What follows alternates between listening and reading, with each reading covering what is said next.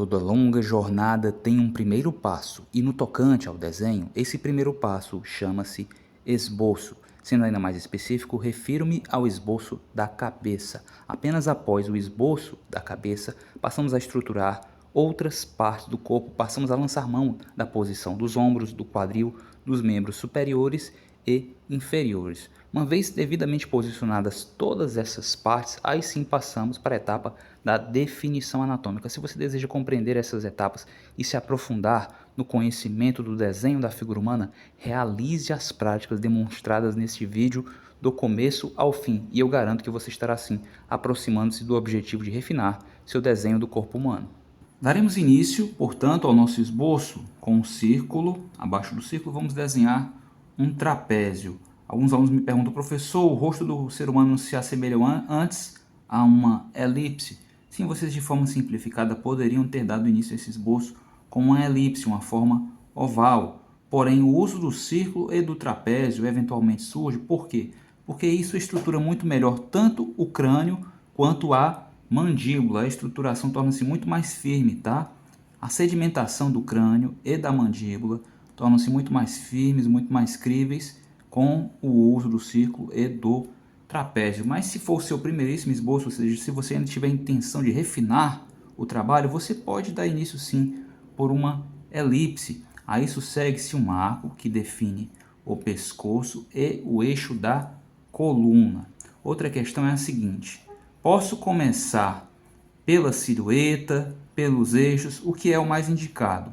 Tudo depende da sua habilidade no uso de diferentes tipos de esboço e também da sua finalidade. Eu particularmente gosto de usar eixos para pensar bem a inclinação dos ombros e do quadril, para pensar também a articulação dos membros superiores e inferiores. Eu gosto muito do desenho de eixos, da mesma forma que eu gosto do uso de sólidos geométricos, dos sólidos que compõem o manequim, da mesma forma que eu gosto da silhueta que integra o desenho gestual. Eu posso começar pelo desenho gestual, pelo desenho de eixos.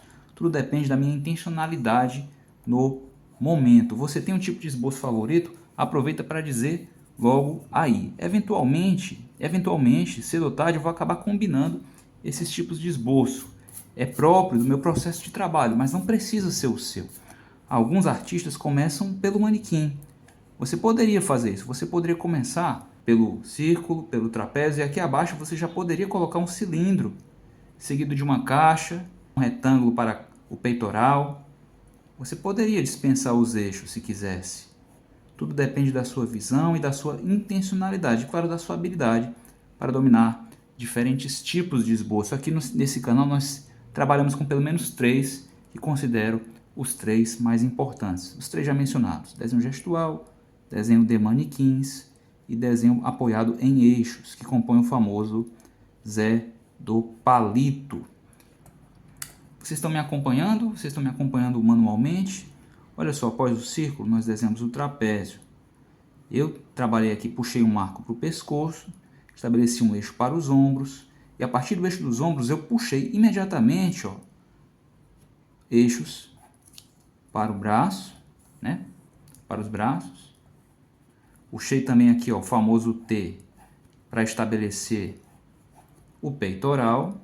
Vocês já assistiram o vídeo do T? Ele é muito popular, eu vou deixar o link ao final deste vídeo. Mas antes, bora concluir essa atividade, tá? Bora concluir essa atividade. A partir daqui, eu posso puxar essas linhas aqui para compor a cintura.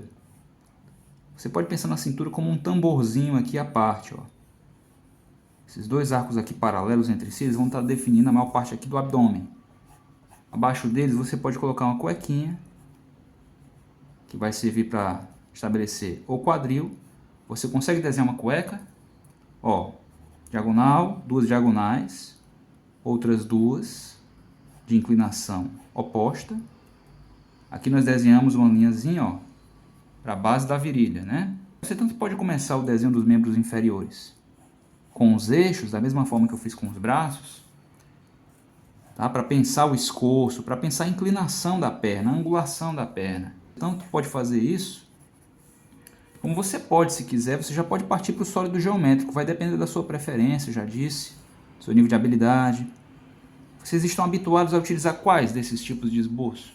Você me acompanha aqui no canal? Se você me acompanha, é bem possível que você esteja familiarizado a todos esses tipos, se você realiza as práticas, eu não duvido nada que você esteja ficando afiado em combinar, em articular esses diferentes tipos de esboço. Você acha que já consegue combiná-los? Eu particularmente considero o ideal, assim você consegue extrair o que cada um tem a oferecer de melhor. Mas não é uma regra, tá? Cada artista tem o seu processo. Essas práticas, elas são essenciais. A prática repetitiva desse tipo de exercício é essencial. Não pense que você vai fazer isso aqui uma vez e vai ficar craque, não. Vai estar desenhando como Michelangelo ou Leonardo da Vinci. Não é assim que funciona. Mas eis algo que funciona. Uma vez estruturado o desenho da figura humana, uma vez devidamente posicionada cada parte do corpo, nós vamos suavizar essas linhas com a borracha. Para quê? Para acrescentar uma nova camada de detalhes acima delas. Que camada de detalhes é essa? É uma camada que diz respeito ao desenho de ossos e músculos. A partir desse ponto aqui, nós vamos cobrir essa estrutura com ossos e músculos. Nós vamos estar realizando o esboço anatômico. Por que o senhor ainda está chamando de esboço? Porque eu estou desenhando aqui com muita leveza, com a intenção de apagar novamente. Essas não são linhas definitivas. Essas são linhas que estão posicionando outras linhas que ainda estão por vir. Que outras linhas? As linhas, por exemplo, dos trajes, tá? Do traje do personagem, da roupa do personagem. Linhas que vão compor os acessórios, um relógio que ele esteja usando, por exemplo. Compreendem? Então essas linhas aqui, ó, não serão as últimas. Daí a importância de fazer com leveza. Faça sempre com leveza. Eu estou sempre repetindo isso aqui porque é do processo, é necessário.